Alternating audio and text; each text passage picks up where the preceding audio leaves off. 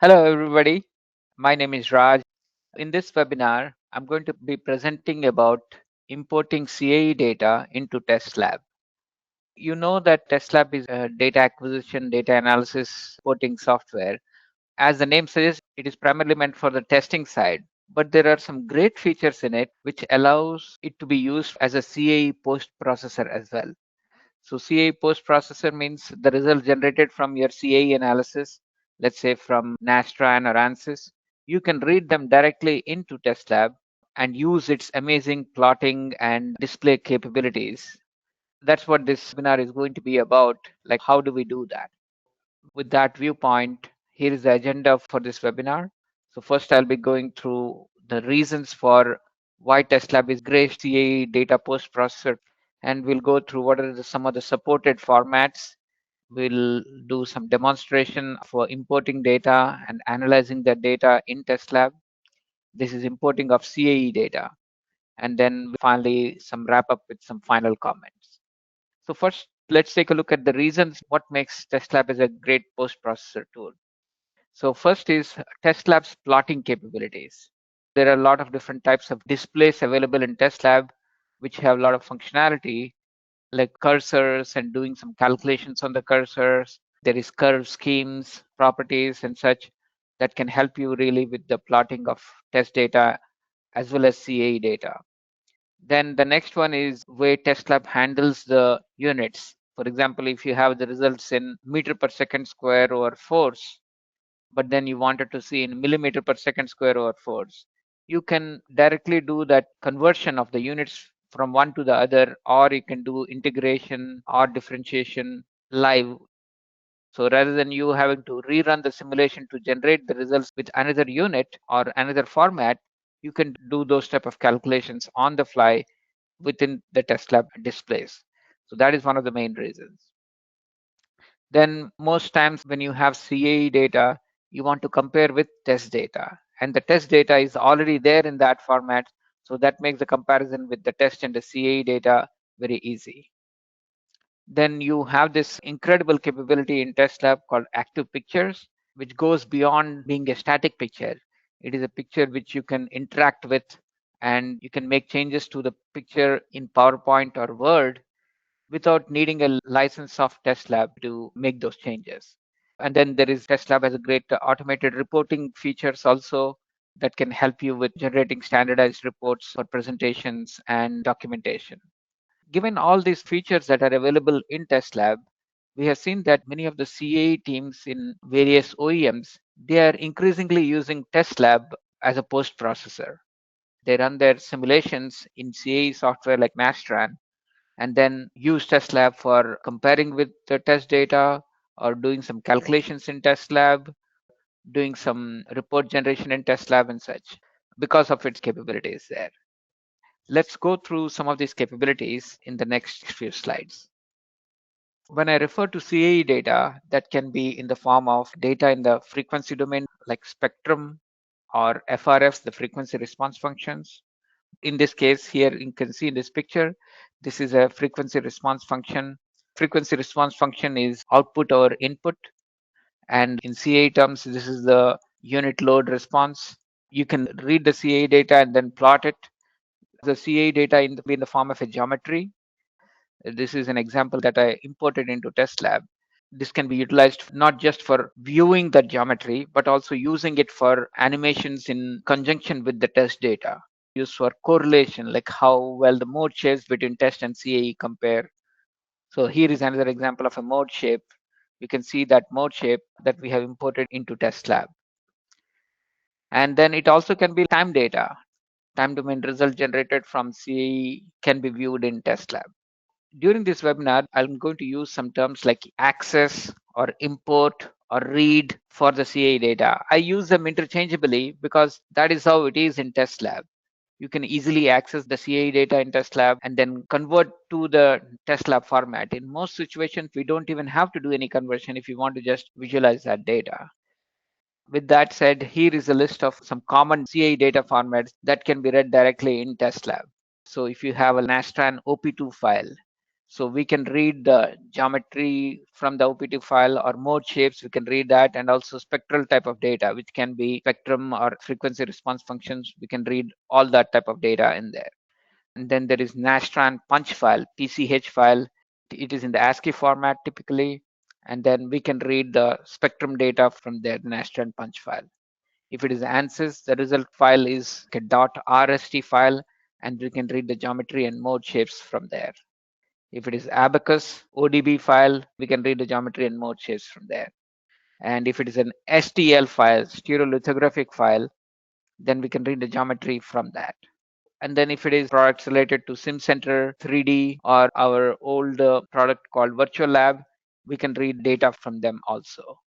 This is a list of common data formats, but there are other formats also, like an ASAM ODS file, or for that matter, universal file. We can read that in Testlab.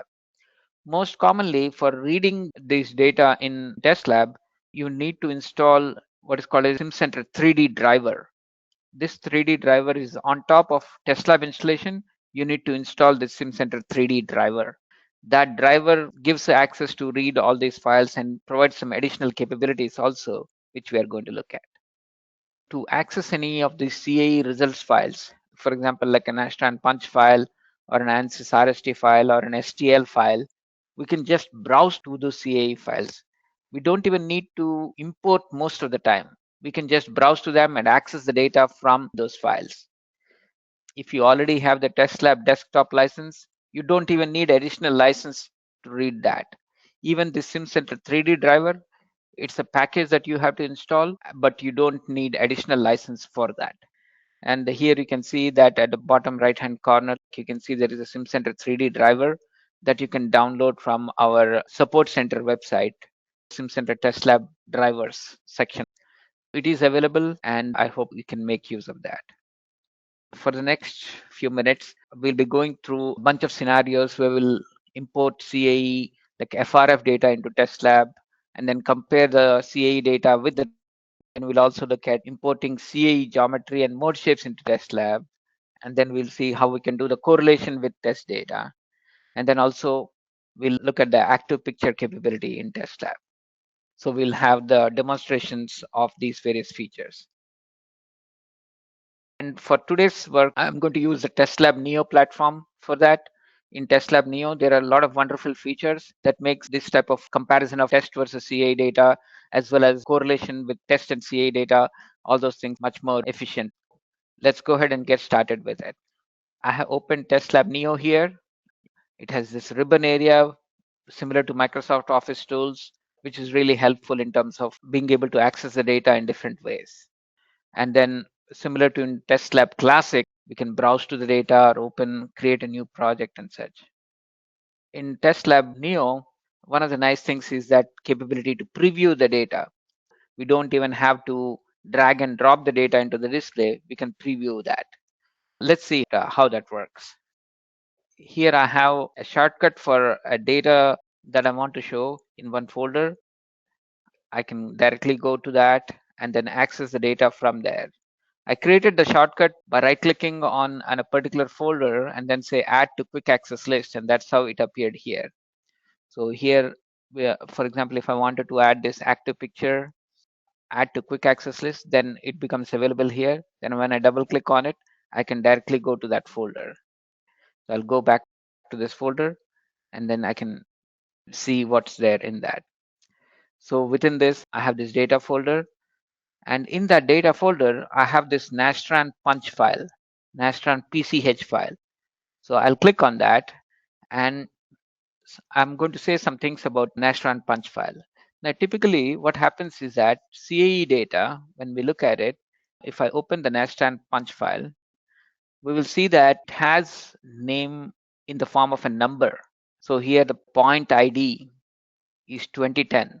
And similarly, it's called the label, that is the denominator of an FRF, and that is in the form of a number. It doesn't have a typical description, let's say like this is a body point or a subframe point. It does not have that description of that point there. It's just like in a punch file, you have the header information, and then also you have the units that are used So actually in the Nastran punch file, there is no units.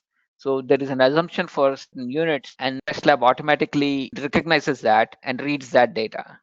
In this punch file, you can see just there is a name here, 2010, and it has some rows and columns of data for the different frequencies and such. But what we can do is when we browse to the data, we want typically to compare with test data which has a physical location name included in it. Let's say 2010, this corresponds to body location somewhere, body of a car or a subframe location. And so we want more description of that. There is a file available called a point mapping file that recognizes the number in the punch file. Let's say if there is a number 11, then we tell it that it should be read as driver's right ear colon 11. So whenever it sees 11, it will treat it as driver's right ear 11. And similarly, if there is a point called 1001, and that will be read as lower frame 1001. So there is point mapping file, it is available. Whenever we read that punch file, it automatically does the conversion to give this new name. Like instead of showing it as 11, it will show as a driver's right ear colon 11. That is really helpful because then we can have a clear identification of what that point corresponds to. For example, just looking at 11 may not be self-explanatory, but when you see driver's right ear, DRE, that is helpful. And similarly, DOE, driver's outer ear. And 13 corresponds to some binaural head left side, and 14 corresponds to binaural head right side, and similarly 21 corresponds to rear window. So this is a mapping file that you can configure according to whatever you would like to see. If you just want to keep it as the number 11 to be read as number 11, 12 like that, it will read it just like that. But if you want to give it a different name which is more intuitive, then you can create this mapping file for the different points that are in your data. And then you also have the flexibility to specify the units. The units meaning, like for example, for acceleration, whether you want it to be treated as meter per second square or millimeter per second square. That is the values in the punch file will be read directly with the correct unit based on whatever you specify here. There is FE point mapping file, and then there is a FE. FE means CAE units file, where you can define these, which is for basically converting the data values that are there in the punch file to a more engineering format that can be easily understood. Okay, so with that, when we browse to the data in this Nastran punch file, we can see the .pch extension here.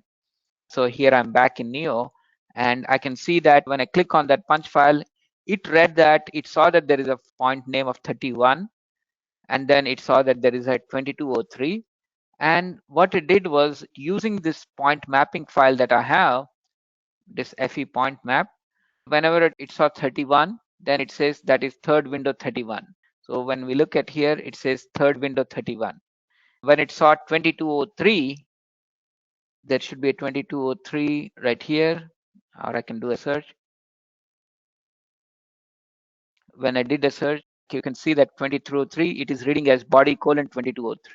So it did the conversion for us so that it is easier for us to, when we look at the data, rather than just being 31 over 2203, now we have a better description saying this FRF for the frequency response function is at third window 31 with respect to 2203 in the Z direction. When I clicked on it, I'm able to see all these different functions that are available within that punch file, and they include some spectrum data plus frequency response function data. For the frequency response function, this is output over input, frequency response function, output over input. In this case, it's saying the output is this third window 31. That's like a microphone location. And that's why you can see in the numerator, there is Pascal as a unit. And then this body 2203, that corresponds to force input location. So that's why the unit is N, Newton. So PA over N. So the pressure is the output, that is a microphone, with respect to the input that comes from this 2203 Z direction. Now, if I want to see some other location, for example, this location here, 2510 is the response location for this FRF, and 2510, same location is the input also. So this is what is called the driving point FRF. And this is a unit of G over N, acceleration in G's or Newton. Now notice these values here. This is in G over N. So the maximum value we see is in 10 e to the negative 3. Now, if we want to convert this from G over Newton to, let's say, meter per second square over Newton, then I can right click here, go to units, and then I can say convert this to meter per second square over Newton. So when we converted it to meter per second square, so that is 100 times e to the negative 3. So that means the maximum value is equal to 0.1. It does the internally calculation to convert from acceleration in G's to meter per second square. That's the way it handles the units. So that makes our life very easy, in my opinion. So it does the conversion for us. Now, if you want meter per second square to millimeter per second square, let's say you wanted to see that, then you can go to this unit and change it to millimeter per second square. Then accordingly, it will multiply each of the values by 1000. And that's why the maximum value becomes 100 now, because it was previously 0.1 with a meter per second square times 1000, that gives us 100.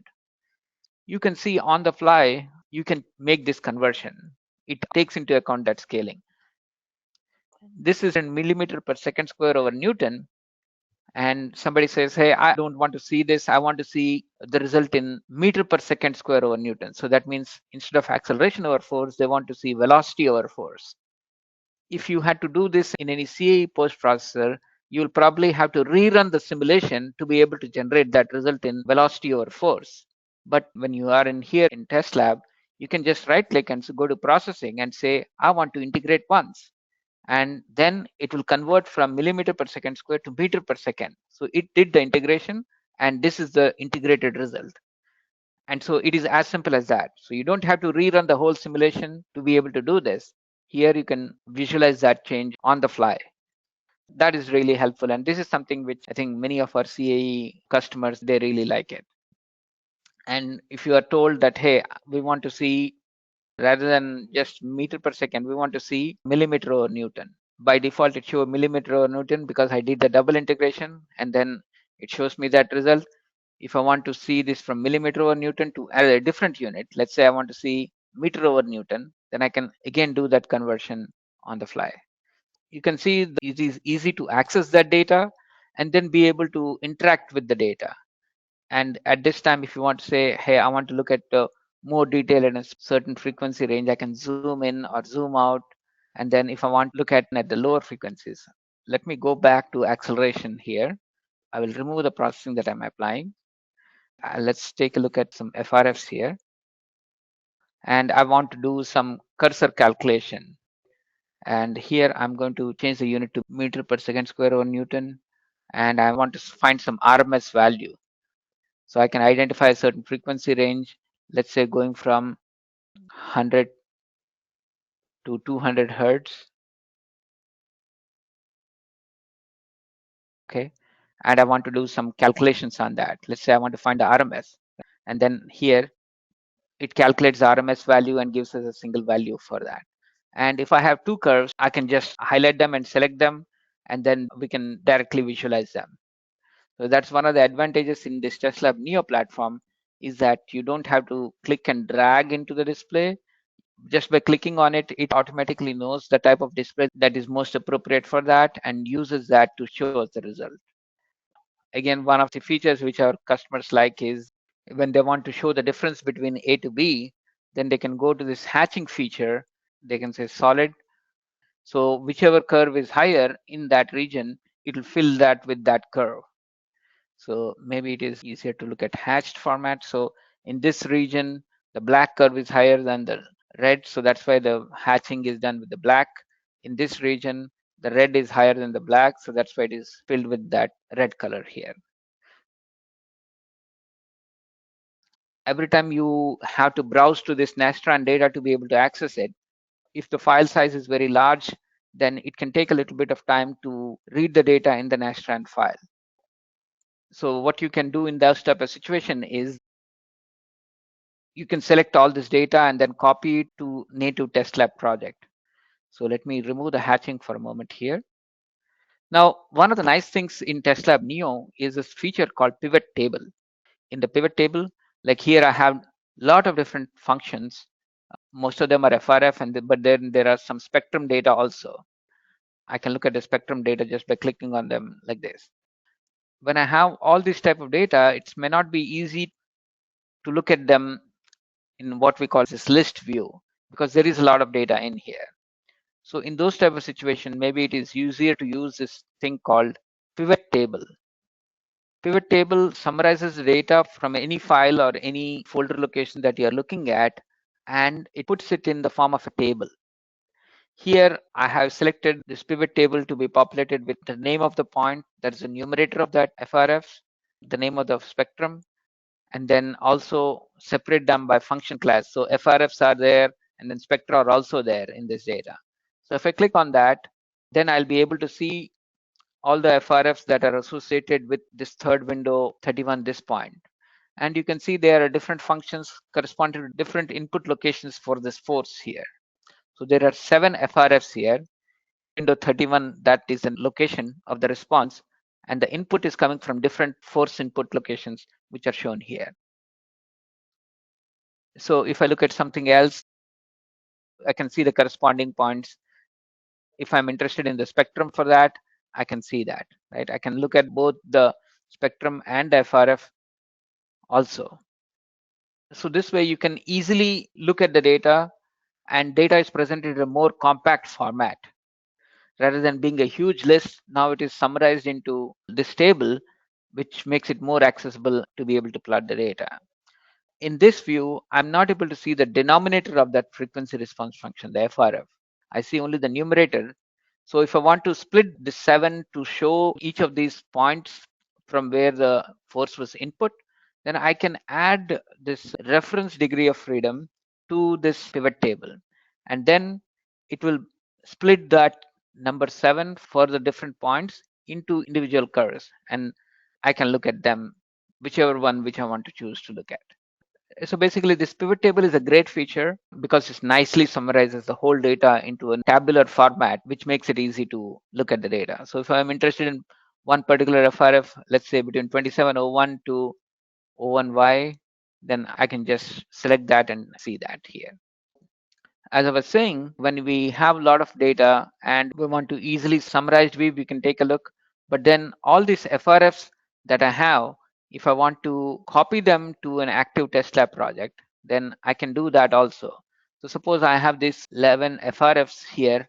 In this case, I want to copy them, put it into an Testlab project. So I'll create a folder here, say CAE, and I'll right click here and I can paste the data here. Here what I did is basically copying the data from the nastran file into an active Testlab project file.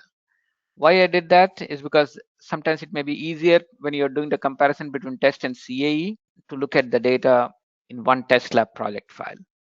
So let's next take a look at how, if we have that CAE data, let's say the spectral data, this FRF, and if you have similarly the test data, how to quickly compare them, so that you don't have to browse to each point and drag and drop into the display and such, but we will use Testlab Neo's capability of this pivot table that can then summarize the data nicely and we can easily make the comparison. So I'm going to launch a new Testlab Neo session for that. With Testlab Neo, as you know, it is newer interface of Testlab, and it has a lot of really nice features. For example, the pivot table that we just saw. It has some advanced features also for modal correlation. So I would strongly encourage you to use this. It is part of the standard Testlab installer, so you already have access to it, and perhaps you already also have the licenses to use it, because if you have the Testlab desktop, you already have Testlab Neo also. Here, what I'm going to do is I'm going to open a project which I have called Test versus CAE. In that project, I have the test data and CAE data. So here you can see that I have the CAE data and I have the test data. And I'll put it in this pivot view so that you can see that the test data folder has a lot of FRFs data, and similarly the CAE data also has a bunch of FRFs. Maybe in the list view, so you can see that the CAE data is there, and then even in the test data, I can similarly browse to it and look at that. What we want is comparing the corresponding points of data between test and CAE. So if the data is already there, then how to easily compare the corresponding data sets, because there is a lot of data set. In fact, if I go back to the pivot view, and if say in the test there are 70 FRFs, and in CAE there are 122 FRFs, but I want to find the corresponding points between the response and the input location so that I can easily make the comparison between them. So what then I can do is I can go to this test versus CAE, this whole project, all the data from the different sections is all summarized here, and we want to be able to see the individual FRFs. This is the response location for the FRFs. We want to see the input location for the FRF. So I want to put the reference DOF ID for that.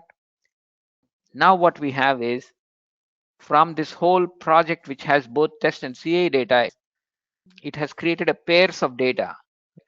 That means the corresponding points between test and CAE, they are automatically grouped, which makes it easy for us to do the comparison. So here we can see that this red curve is coming from the test between this point and this response location to this input location, and the corresponding FRF for the CAE is also being shown here. So it has already done the pairing for us. So if I just scroll through that using my mouse, then I can browse to the data and make the comparison. Notice that I don't even have to click and drag, or I don't even have to make a selection of those particular FRFs. It already did that sorting for us in this pivot table, which makes it really convenient for us to be able to make this comparison between different points. This is a feature that can be really helpful when you're trying to do the comparison between test and CA data. The key point here is that point names between the test and the CA, they have been matched. To do this match, we use this FE point mapping file. So that's why we use this FE point mapping file. And also there is another feature called as alias mapping table, which also you can use the original name to convert to a new name, this alias mapping table. I have done that. These two, the CA FE point mapping or this alias mapping table, either of those features can be used. CA point mapping or this FE point mapping applies at the point when we are reading into Testlab. But if you have already existing data that is in Testlab, then you can use this alias mapping table to change from one to the other. We saw that we are able to import the data which is in the spectral format here. But similarly, if I have an ANSYS file, an ANSYS RST file, I want to be able to access that. So here I have an ANSYS file, and I'm going to go in this list view here. And in this one, what will happen is that I have this geometry and also some mode shapes in this. So this is not like spectrum FRF type of data, but this is geometry and mode shapes. I have this geometry. I can see this look like a framework or like outer body. If I have the mode shapes from this, I can visualize them. And notice again that here I'm clicking on it and I didn't have to drag and drop the data into the display. It automatically knows that this is a geometry type of data and mode shape. It is showing me directly the result in the required form for myself. It already created a geometry display and showing me the result for that. It is as simple as that. You can browse to that and then look at the mode shapes from that. So we see that this is an ANSYS file, and similarly if it is like an ODB file from Abacus, it's the same process, or an OP2 file, same, you can browse through the data and then you will be able to read the geometry and mode shapes from there. As simple as that. Many times what we would like to do is use the geometry from a CAE for animation for test data. Test data will collect the data at specific points. But then if you have CAE data which is finely discretized, and if you want to superimpose the test data into CAE, it is also possible to do that. Here I have an example of that. This is an aircraft. It may not be so obvious by looking at the simple geometry model of this. And what I can do is I want to make sure that to give a representation of that. So this is the fuselage of that, and these are the two wings of that aircraft, and these are 2 points on the tail. Now, this data was collected at only at few points from a test standpoint of view. But then if you want to see the animation of this onto a CAE geometry, we can do that. What I have done is I have read that CAE STL file which stereolithographic file, the geometry from that, and then brought it into Testlab. And then what I can now do is I can show the whole geometry for that. And now you can get a better idea that it is an aircraft. Like you can see that there is wings and there is tail and fin, all of them are there. But even going beyond that, once we have read the geometry, if we want to animate the test points onto the CAE geometry, these test mode shapes onto the CAE geometry, it is also possible to do that. And that can be done in what is a feature called mode shape expansion. I go to this animation settings and then I say automatic geometrical. Then we'll see that the test points will be animated onto the CAE geometry. This produces really good results, and I can go here to the animation settings, and then I can say here for coloring, for example, I can activate coloring. And now if I want to go to different mode shapes, like this is like a bending mode, this is like a flapping mode, and this is mode of the tail, higher order bending mode, and this is mode of the fin. So you can create better animation by importing the CA geometry and overlaying the test result onto the CA geometry to create better animation, because just a simple stick model may not sometimes be very visually intuitive or appealing. This feature of this mode safe expansion, where you can put the CA geometry on top of the test data, that can be really helpful in terms of conveying the message to a wide group of audience. If you want to take a step further and you want to do a correlation between test and CAE data, let's say from the test side you generated some mode shapes, and from the CAE you generated another set of mode shapes. If you want to do the correlation, then in Testlab Neo there is a nice add-in for modal correlation. So let's take a look at how that can be used. I'm going to open a new session in Neo. Now notice that I'm opening multiple sessions of Neo, and that is okay. I can do that. If I'm using just the Testlab desktop, it will just use the one Testlab desktop license. But however, every time I open any other add-ins, then they will be counted.